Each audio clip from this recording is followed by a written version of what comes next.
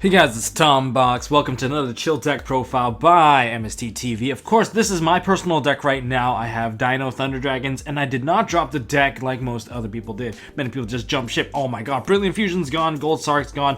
What do? I mean, you lost 4 cards out of the deck, but I played 44 cards before. Haha, joke's on you. I'm at a consistent 40. Well, that's not technically true. So we'll go over the deck right now. So this is the current build I am playing right now.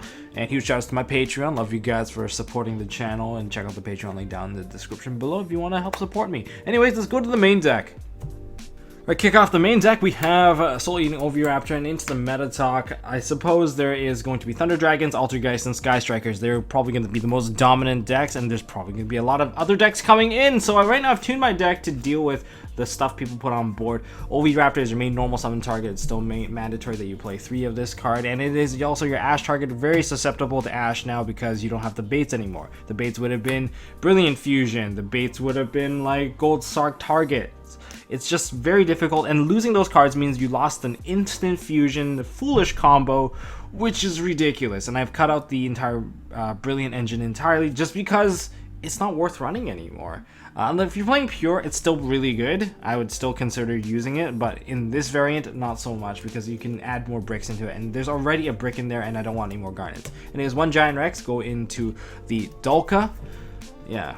Go into Dulka, get the extra body, get into the extra links, and use it as activation requirement meeting for your UCT or Quatless. And speaking of Quatless, Overtext Quatless, 2 of them to search Pill, you have to run 2. Unfortunately, if you open with both, you're probably going to lose. It is the worst Garnet, and you can't reuse it, and I've cut out Saryuja out of the deck too, so yeah, keep that in mind, because the lack of the fusion, it's kind of annoying. We have UCT and Pankratops, more pill targets. This is so key right now. Use it to deal with the Altergeist. Altergeist didn't get hit, and it's really annoying. You can use this to take out one of the problem cards, which would be the field spell, and they can't really do much about it because it's just too free. It just comes out, you pop it, and that's basically it. You can also use it to pop off their protocol whenever it becomes a problem. UCT, also really amazing card to deal with the Thunder Dragons. I think Thunder Dragons are just going to put out like what, their Titan and Colossus, and you go like, oh, book everything, and then now everything dies. Especially when you have Giant Rex comboed with it, it is amazing. 2 Hawks.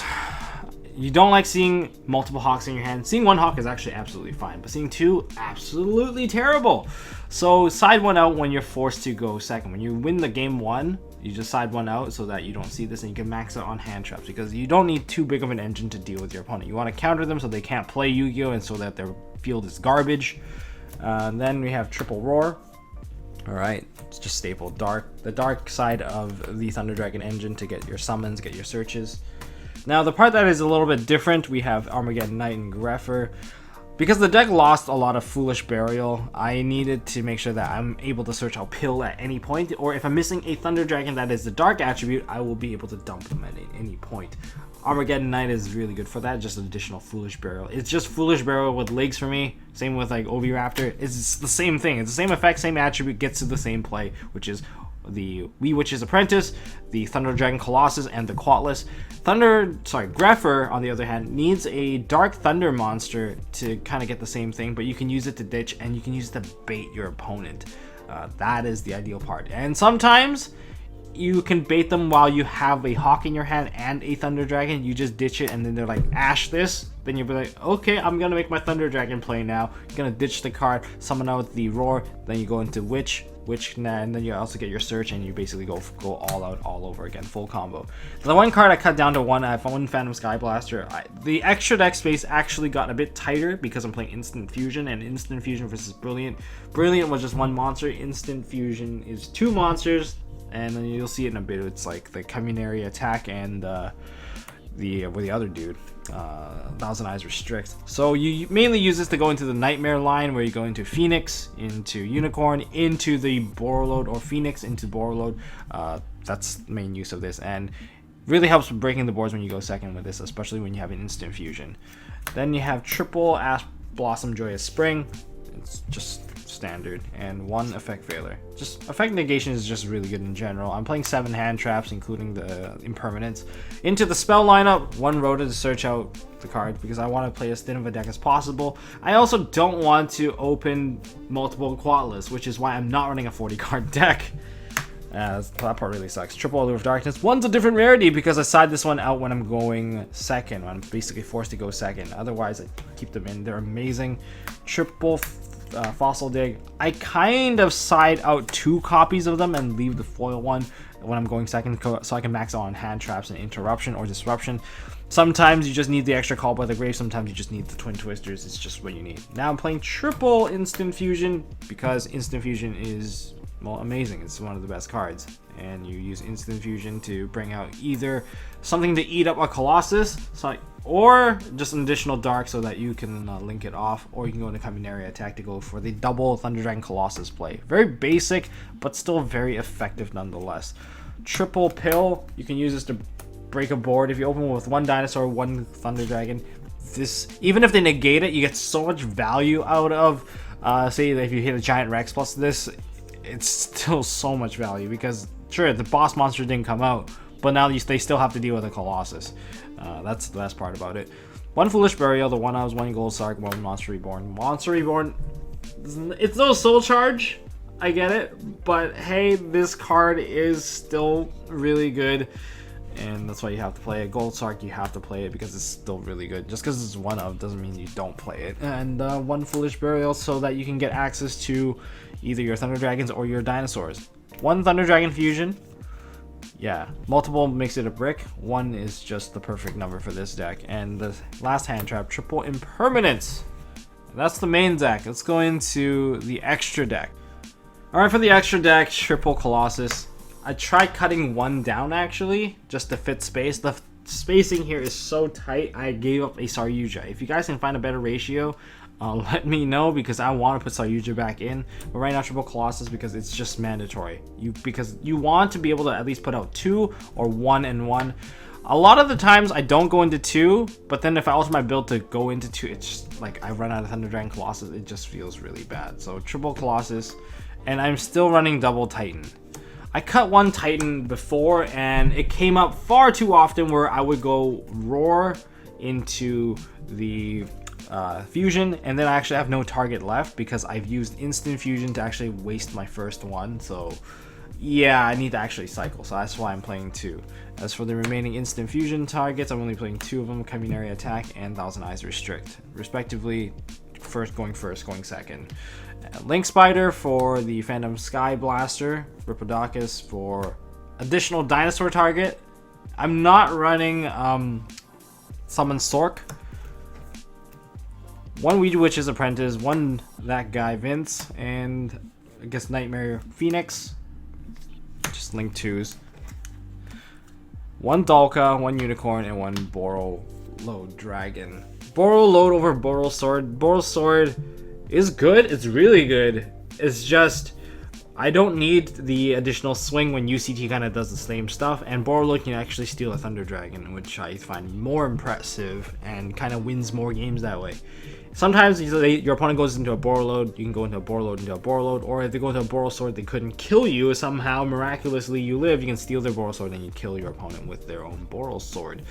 Yeah, feels good. So that's why I'm choosing to use Boro Load this time. Before I cut it during regionals, I didn't play any Boro. Instead, I just kind of just cut that angle entirely. But I think it's still very necessary. Dalka is very good. And it's also one of the cards that you can cut because it's very difficult to actually make the board. But when you get those awkward hands where you're stuck with just dinosaurs, Dalka plus Quadless can take it very far. Yeah, that's just how it is. It's just very awkward because when you're playing dinosaurs, you have to risk the chance of just not having any Thunder Dragons. Alright, side deck time. Double Gozen match. I'm mainly focused in Dark. I wish I would play a third one. This one just protects you from getting Kaiju, protects you from a lot of the junk. Then we have triple Call by the Grave. When you go first, you side it in, you side all 3 copies in, expect hand traps galore. Next, we have triple mind control, so you can deal with the Thunder Dragon matchup or any problematic matchup where they put up a big monster that requires you to eat up their card. Say they leave a Borreload Savage Dragon on the board, you can mind control it and just see how it goes. They're probably gonna negate it. 2 Twin Twisters and 1 additional Pankratops. I think Pankratops is just so good this format. I don't want to cut him out. That's why I cut out 1 of my Twin Twisters for this. And if your opponent just opens up with the nuts anyway, and they lock you out of playing spells, Pankratops is really good. And it doesn't matter if you shove in an extra Pankratops, you can always pill 1 out. So it's always going to be a win-win here. And you can directly just search him from your deck with OV Raptor.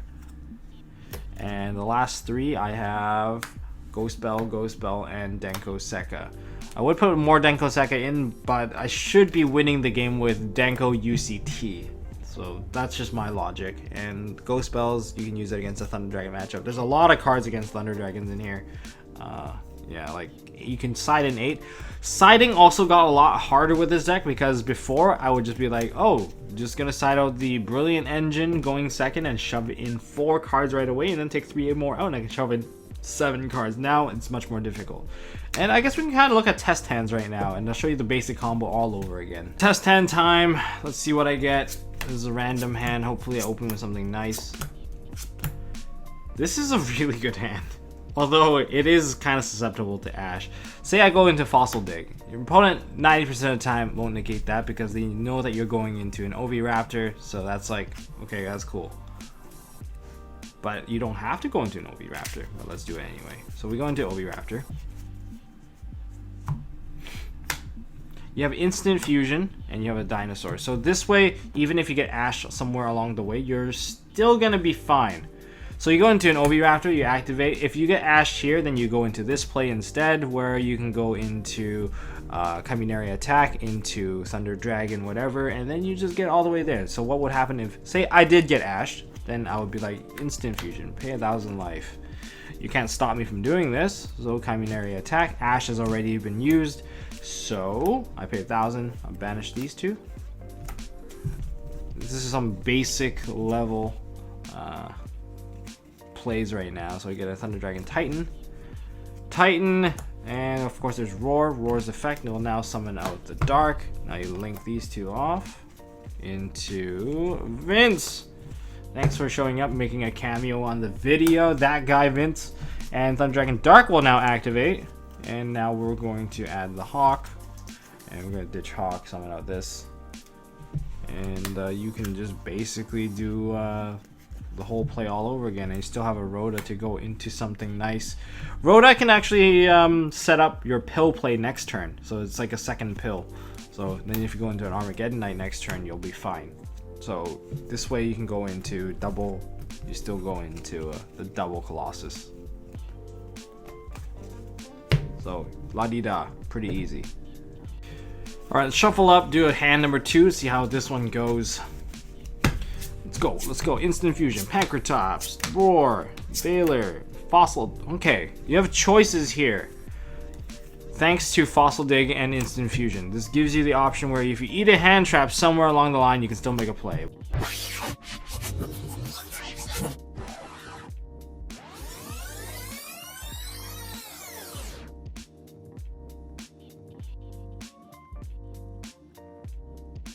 Colossus number 1. And then turn this into Colossus number 2. And you still have a Veiler in hand, so at least you have some form of negation to kind of interrupt them. So that's why Veiler is nice, because you don't have to set this like impermanence. If they pop it, then you're like, oh my god, I can't negate anything. Then these 2 die, and then it's like game over. Worst case scenario right now, you still have this. And if you try to pop your cards, you maybe should try to pop your own cards to some degree so that you can actually extend your play. But that's just a crazy man's opinion. A lot of people forget to do that. I think it's actually worth mentioning and trying. But if you, this is I think under the assumption that I did eat the Ash and I didn't get into the Dino play. So you guys let me know what you think. It seems like it's very consistent thanks to the options available open through Instant Fusion. That's all I got from my current build right now. I'm still testing whether or not Aloof Lupine is worth trying in the hybrid build, or I should just keep it in the pure build. Pure build, it is amazing, so don't disregard it. I think Thunder Dragons are still very strong. Of course, Altergeist being a natural counter to the deck, we have to readapt some playstyle changes. So that's all I got for this video, guys. If you guys enjoyed this video, if you guys like my updated version of Thunder Dragon Dinosaurs, hit me up with a thumbs up. Dylan, if you're watching this, you have to be playing this because I'm lending you this entire deck. Have fun. As for anything else, if you guys enjoyed this, I got more deck coming up. I'm trying to try the Orcus Time Thief plays right now. I'm still learning about it, but I've got some other stuff other than deck profiles coming up, like how to beat Salamangreats. After long, extensive testing, it's finally ready to kind of put that into paper, put that in a video for you guys. So if you guys want to see that, hit that subscribe button. If you guys like this video, hit me with a thumbs up. And as always, don't forget to hold on to your MST.TV, and thank you to all my Patreons.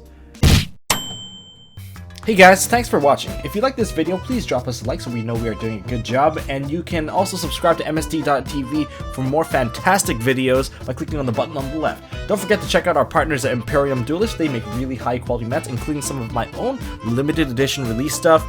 And if you want to check out one of our past videos, click here on the right. As always, don't forget to hold on to your MST.TV, and I'll see you next time.